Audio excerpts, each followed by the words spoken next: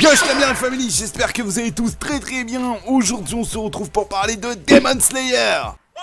Oui, enfin on va pouvoir continuer un petit peu à parler de Demon Slayer. Et aujourd'hui au sujet du jour, on va parler de pourquoi Demon Slayer est autant apprécié, est autant populaire dans le monde. Voilà, enfin dans le monde, c'est surtout au Japon et en Europe. Mais en tout cas, faut pas oublier qu'il a dépassé One Piece plusieurs fois. Et c'est le premier depuis de longues années. Donc pourquoi Demon Slayer est devenu populaire? Beaucoup diront très clairement l'animation. Et je suis totalement d'accord, car ces combats et tout ça en termes d'animation, Ufotable ont fait un travail incroyable sur cet animé. Vraiment, que ça soit le Tanjiro versus Rui, Tengen versus Gyutaro ou bien évidemment Rengoku versus Akaza, on a été bien servi en termes d'animation et c'est vraiment exceptionnel. Mais bien évidemment, on peut parler aussi d'autre chose. Une histoire simple, touchante et qui va très vite à l'essentiel. Voilà, en tout cas, moi, c'est ce que j'ai ressenti en regardant et en lisant Demon Slayer. La saison 1 de Demon Slayer est un peu plus longue, hein, elle introduit plus les personnages et évidemment l'aventure qu'on va avoir dans cette œuvre, évidemment, mais regardez la saison 2 et la saison 3, bah, tout simplement, ça va très vite à l'essentiel et c'est très rapide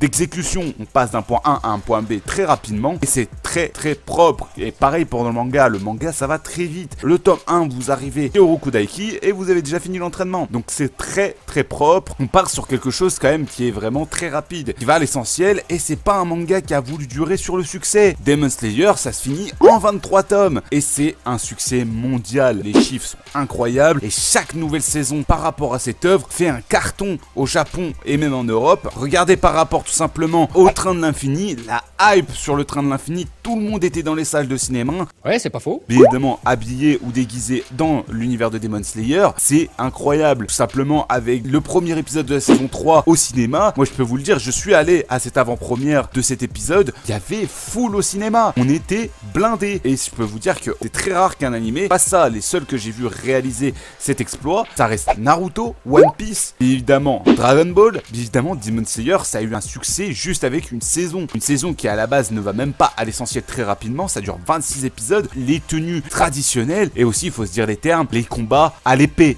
Les combats à l'épée, ça reste quand même quelque chose ultra charismatique dans les mangas. Regardez, la plupart des gens kiffent Zoro dans One Piece, vont kiffer Sasuke dans Naruto, mais on peut aussi kiffer Guts parce qu'il a une énorme épée. Voilà, et il a plein de choses comme ça que je pourrais vous dire. On a plein de personnages qui utilisent des épées qui sont extrêmement stylés et c'est directement votre personnage préféré. Moi, personnellement, c'est pas mes personnages préférés. Les dessins de la mangaka, parce que oui, Demon Slayer est une mangaka et pas un mangaka, hein, c'est comme Full Metal Alchemist, ça fait partie des animés et des mangas les plus appréciés. Moi personnellement, Demon Slayer, ce qui m'a touché, c'est les émotions. C'est vraiment ce que ça peut retranscrire par rapport à chaque émotion. Que ça soit pour la mort de Rengoku, que ça soit pour le sauvetage entre guillemets de la sœur de Tanjiro par rapport au soleil dans la saison 3, on va rester dans les saisons 1. Ou bien évidemment le combat contre Rui. Voilà, même les démons, tu as de l'empathie pour eux. Alors que franchement, c'est un truc de fou. Même l'histoire de Gyutaro et ça parle de l'histoire d'un frère et d'une sœur qui vont jamais se lâcher,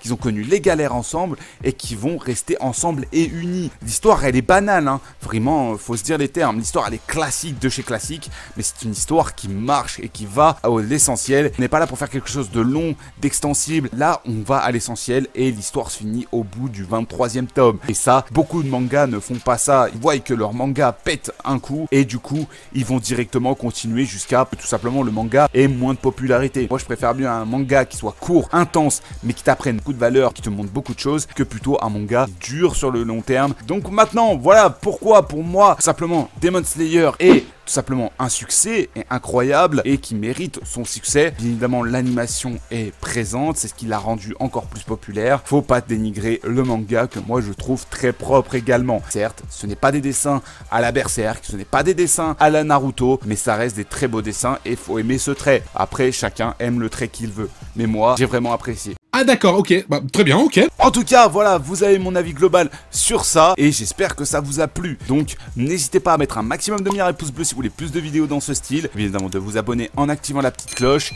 Et sur ce, évidemment, n'hésitez pas à me dire en commentaire ce que vous pensez de Demon Slayer. Et moi, je vais vous laisser. Sur ce, ciao les gars!